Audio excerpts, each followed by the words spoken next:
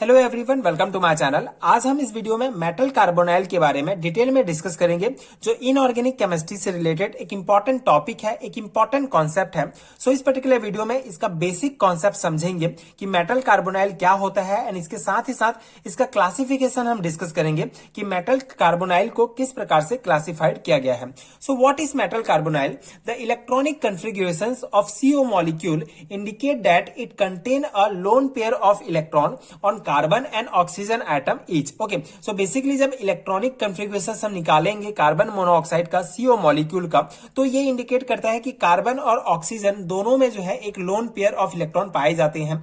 ठीक है, and thus carbon atom of CO molecule can donate its electron pair to a transition metal atom to form OCM, a coordinate bond, and the compound formed by the combination of CO molecule with transition metal are called metallic carbonyl। Okay, so ये बहुत basic सा concept है। Metal carbonyl क्या होता है कि यहाँ पे क्या है कि जब कार्बन मोनोऑक्साइड का इलेक्ट्रॉनिक कन्फिगरेशन हम निकालेंगे तो दोनों कार्बन एंड ऑक्सीजन दोनों में लोन पेयर ऑफ इलेक्ट्रॉन पाया जाता है। सो ये जो लोन पेयर ऑफ इलेक्ट्रॉन होगा, कार्बन एटम का जो इलेक्ट्रॉन होगा, ये क्या करता है कि अपना जो CO मॉलिक्यूल के donate its electron pair to transition metal. Okay, so जो कार्बन एटम का जो इलेक्ट्रॉन जो लोन पेयर होगा, ये जो है किसी एक ट्रांजिशन मेटल एटम को जो है ये इलेक्ट्रॉन पेयर जो है डोनेट कर सकता है एंड एक जो है कोऑर्डिनेशन बॉन्ड का फॉर्म करेगा मेटल एंड कार्बन के बीच। तो जो कंपाउंड जो फॉर्म होगा, ठीक है, इस क्रिया के बाद इसका बेसिक आप इस प्रकार समझ सकते हैं कि कार्बन मोनोऑक्साइड में जो कार्बन का जो लोन पेयर होगा, ये किसी भी मेटल के साथ जो है ये कोऑर्डिनेट बॉन्ड बना सकता है एंड इसके बाद जो कंपाउंड का जो फॉर्मेशन होगा, जो यौगिक बनेगा, उसी को मेटेलिक कार्बोनाइल कहा जाता है या मेटल कार्बोनिल कहा जाता है। ठीक है, ये बेसिक सा कॉन्सेप्ट है कि कार्बन मोनोऑक्साइड में कार्बन जो एटम होगा, कार्बन एटम के जो लोन पेयर होंगे, ये किसी ट्रांजिशन मेटल एटम के साथ जुड़कर कोऑर्डिनेट बॉन्ड बनाएंगे, एक यौगिक, एक कंपाउंड का फॉर्मेशन करेंगे और इसी कंपाउंड को ही मेटेलिक कार्बोनाइल या मेटल कार्बोनिल कहा जाता है। ठीक है, ये बेसिक डेफिनेशन है। अब इसका क्लासिफिकेशन हम देखेंगे कि कार्बोनिल को जो है किस प्रकार से क्लासिफिकेशन किया गया है, क्लासिफाइड किया गया है। कार्बोनिल में be classified as given below. Basically दो प्रकार से इसको क्लासिफाइड किया गया है।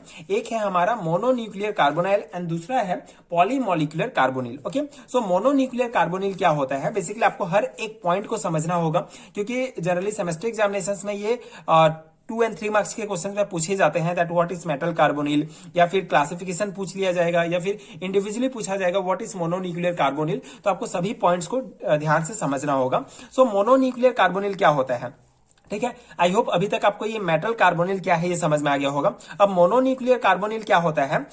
This carbonyl contain only one metallic atom per molecule and have the general formula MCOY। Okay, so इसके लिए सबसे इंपॉर्टेंट आपको जो है mononuclear carbonyl and polymolecular carbonyl दोनों का जो है आपको फॉर्मूला याद होगा, जिससे आप एग्जांपल्स जो है इसके इजिली बना सकते हैं। सो MCOY जो है ये फॉर्मूला होता है, जनरल फॉर्मूला होता है मोनोन्यूक्लियर कार्बोनिल को। मतलब ये जो कार्बोनिल होता है ये सिर्फ एक मेटेलिक एटम जो है कंटेन करता है, एक मेटेलिक एटम। मतलब यहां पे एग्जांपल्स आप देख सकते हैं, ये CrCO6। ओके, CrCO6 हमारा ये क्रोमियम हेक्सा कार्बोनिल। ठीक है, ये क्रोमियम हेक्सा कार्बोनिल है। तो इसमें जो Cr है ये सिर्फ एक ही है, मतलब एक ट्रांजिशन मेटल ही जो है जुड़ा हुआ है, तो इसीलिए जो है इसको मोनोन्यूक्लियर कार्बोनिल कहा जाता है।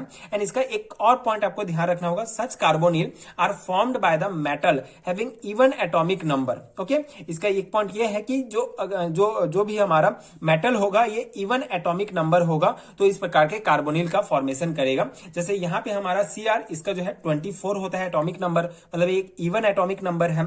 ठीक है, तो इस प्रकार से ये जो है क्रोमियम हेक्सा कार्बोनिल का फॉर्मेशन करेगा। इसी प्रकार आयरन जो है इसका 26 होता है एटॉमिक नंबर, तो ये आयरन जो है पेंटा कार्बोनिल का फॉर्मेशन। इस प्रकार जो है ये nickel tetra carbonyl, molybdenum hexa carbonyl, and इस प्रकार से ये W जो है हमारा टंगस्टन हेक्सा कार्बोनिल। तो ये एग्जांपल्स हैं मोनोन्यूक्लियर कार्बोनिल का। ठीक है, दो पॉइंट आपको ध्यान रखना है। एक तो पहला आपको इसका जनरल फॉर्मूला याद होना चाहिए कि M एक ट्रांजिशन मेटल होगा एंड CO जो है कार्बन मोनोऑक्साइड एंड Y। ठीक है, ये जितने भी नंबर के हो सकते हैं। कार्बन मोनोऑक्साइड जो है 3, 4, 5, 6 हो सकते हैं, लेकिन यहाँ पे जो मेटल होगा ये सिर्फ एक ही होगा। तो इसके ये एग्जाम्पल्स आपको ध्यान रखने हैं। ठीक है, ये जनरल फॉर्मूला एंड ये एग्जांपल्स आपको ध्यान रखने हैं मोनोन्यूक्लियर कार्बोनिल में, ठीक है। मोनोन्यूक्लियर कार्बोनिल में सिर्फ एक पॉइंट आपको ध्यान रखना है कि इसमें सिर्फ एक मेटल एटम होगा, ठीक है। ये फॉर्मूला आपको याद है तो आप इजीली जो है ये एग्जांपल्स बना सकते हैं। सम कैरेक्टरिस्टिक ऑफ दिस कार्बोनिल, ठीक है। मोनोन्यूक्लियर कार्बोनिल के कुछ इंपॉर्टेंट कैरेक्टरिस्टिक हैं, कुछ इंपॉर्टेंट फीचर्स हैं जो आपको ध्यान रखने हैं। This are generally colourless liquid or solid with low melting point, okay.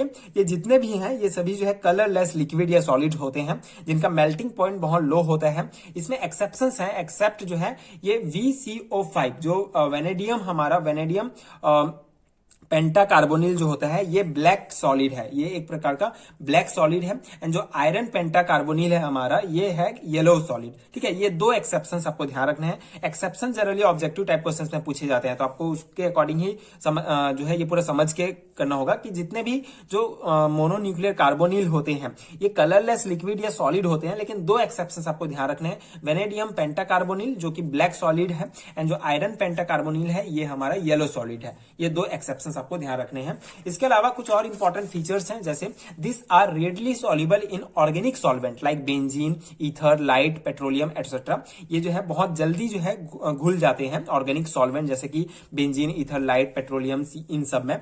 And this can be vaporise without decomposition, okay. बिना डिकम्पोजिशन के ये वेपराइज हो सकते हैं। And this carbonyl are more volatile than the others, ठीक है। दूसरे carbonyl की तुलना में ये जो मोनोन्यूक्लियर कार्बोनिल होते हैं ये ज्यादा परिवर्तनशील होते हैं, ज्यादा वॉलेटाइल होते हैं। तो ये कुछ इंपॉर्टेंट फीचर्स आपको ध्यान रखने हैं। दूसरा टाइप है हमारा पॉलीमोलिकुलर कार्बोनिल। सो पॉलीमोलिकुलर कार्बोनिल क्या है? This carbonyl contain more than one metal atom per molecule, ठीक है। अभी हमने यहाँ पे इसका दोनों का फॉर्मूला आपको जो है कंपैरिजन करके पढ़ना होगा। यहाँ पे इसका फॉर्मूला MCOY एंड इसका जनरल फॉर्मूला होता है MXCOY। एक्स के जगह मतलब जितने भी नंबर के जो है 2, 3, 4, 5 जितने भी नंबर के जो है यहाँ पे मेटल हो सकते हैं, लेकिन मोनोन्यूक्लियर में सिर्फ एक मेटल होगा, ठीक है, एक ट्रांजिशन मेटल होगा। लेकिन पॉलीन्यूक्लियर कार्बोनिल में जो है आपके MXCOY मतलब ये एक्स के जगह जो है 2, 3, 4 भी मेटल्स हो सकते हैं। और पॉलीन्यूक्लियर कार्बोनाइल को भी दो प्रकार से क्लासिफाइड किया गया है। पहला है होमोन्यूक्लियर कार्बोनाइल। होमोन्यूक्लियर मतलब this carbonyl contain only one type of metal, ठीक है। इसमें जितने भी मतलब इसमें जो मेटल ट्रांजिशन मेटल होगा ये 2, 3, 4 हो सकते हैं, लेकिन होमोन्यूक्लियर कार्बोनाइल में क्या होगा, सिर्फ एक टाइप का जो है मेटल एटम्स होगा, ठीक है। जैसे यहाँ पे आयरन है, 3 आयरन है, ठीक है, 3 आयरन के परमाणु हैं, मतलब कि जो है 3 जो है आयरन होगा, 3 मेटल्स होंगे, ठीक है, लेकिन सेम है, आयरन ही है। इसी प्रकार ये रोहिडियम, ठीक है, 3 है, इरिडियम 4 एटसेट्रा, इस प्रकार से ये एग्जांपल्स होंगे, ठीक है। तो Fe3CO12 Ru3CO12 ये एग्जांपल्स हैं होमोन्यूक्लियर कार्बोनिल के, ठीक है। तो ये पॉइंट्स आपको ध्यान रखना है। मतलब कि होमोन्यूक्लियर में क्या होगा कि एक ही टाइप का मेटल जो है कार्बोनिल का फॉर्मेशन करेगा। एंड हेटेरोन्यूक्लियर कार्बोनिल में क्या होगा, this contain more than one type of metal atom, ठीक है। इसमें जो है एक कार्बोनिल जो होगा, मेटल कार्बोनिल में एक से ज्यादा टाइप के जो है मेटल एटम्स होंगे। जैसे यहाँ पे मैग्नीज है, यहाँ पे कार्बन मोनोऑक्साइड है, ये जो है इस प्रकार से, हाँ, यहाँ पे ये जो है हमारा मेटल कार्बोनिल का फॉर्मेशन करेंगे। इसी प्रकार मैग्नीज है, ये हमारा रेनियम है, एंड ये जो है इस प्रकार से जो है हमारा मेटल कार्बोनिल का फॉर्मेशन हुआ है। मतलब हेटेरोन्यूक्लियर कार्बोनिल में क्या होगा कि 2 अलग अलग प्रकार के मेटल मिलके जो है कार्बोनिल का फॉर्मेशन करेंगे, लेकिन होमोन्यूक्लियर में एक ही प्रकार के 2, 3, 4 संख्या के जो है मेटल्स आपस में मिलकर कार्बोनिल का फॉर्मेशन करेंगे। सो ये बेसिक कुछ पॉइंट्स हैं जो आपको ध्यान रखने हैं, बेसिक डिफरेंस है। कुछ इंपॉर्टेंट कैरेक्टरिस्टिक है ये पॉलीमोलिकुलर कार्बोनिल के जो आपको ध्यान रखने हैं। That is this carbonyl are generally insoluble in organic solvent, ठीक है, इनसॉल्युबल, ठीक है। जो हमारा मोनोन्यूक्लियर कार्बोनिल था ये जनरली सभी ऑर्गेनिक सॉल्वेंट में जो है रेडली बहुत जल्दी सॉल्युबल थे, लेकिन ये पॉलीमोलिकुलर कार्बोनिल जो है इनसॉल्युबल होते हैं, जनरली अघुलनशील होते हैं ऑर्गेनिक सॉल्वेंट जैसे कि बेंजीन, ईथर, लाइट, पेट्रोलियम, ये इन सब में।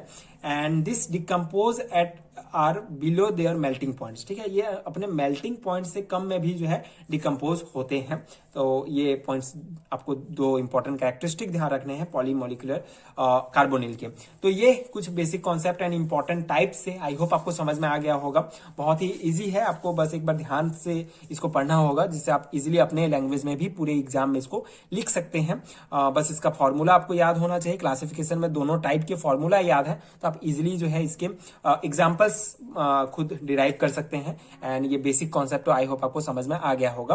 अगर आपको इसका पीडीएफ चाहिए तो आपको नीचे डिस्क्रिप्शन बॉक्स में एंड कमेंट सेक्शन में लिंक मिलेगा, जहां एमएससी सेमेस्टर एग्जामिनेशन से रिलेटेड सारे यहाँ रिटर्न नोट्स डाउनलोड कर सकते हैं, जो आपके सेमेस्टर एग्जामिनेशन के लिए बहुत हेल्पफुल होगा। एंड अगर वीडियो हेल्पफुल रहा होगा तो आगे के वीडियोस देखने के लिए प्लीज चैनल के साथ जुड़े रहिए, प्लीज सपोर्ट कीजिए, like share and subscribe to my channel and thank you so much for watching.